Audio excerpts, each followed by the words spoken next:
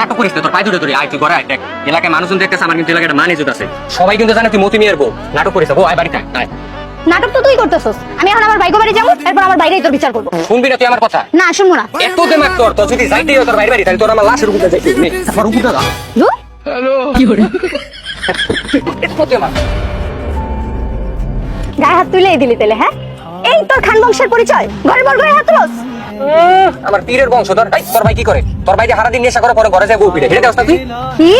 তুই আমার ফ্যামিলি নিয়ে করে নিয়ে? আরে মিয়া এনে দাঁড়া দাঁড়া তামসা দেখতেছো, এনে একটা মহিলার গায়ে হাত দিতেছে। আমার ভাইটাও ফোন তো চালান লাগবো। বাসায় যা চুরি করে বয়ে থাক। রাস্তার মধ্যে দাঁড়ায় মেয়ে মানুষের গায়ে হাত তুলছ, সাহস তো কম পড়ে না? হ্যাঁ, আরে ভাই আপনি হুদাই পেঁচাইতেছেন, ওরে দেখতে দেয়া যায় একটা বোর মতো, বাস্তব একটা শাকচুন্নি। এই রে, বেশি বলে লেলাম না আবার। মতি মিয়া নাম ওর, এই এলাকায় ওর একটা মান সম্মান আছে। কলার ছাড়, ছাড় কলার।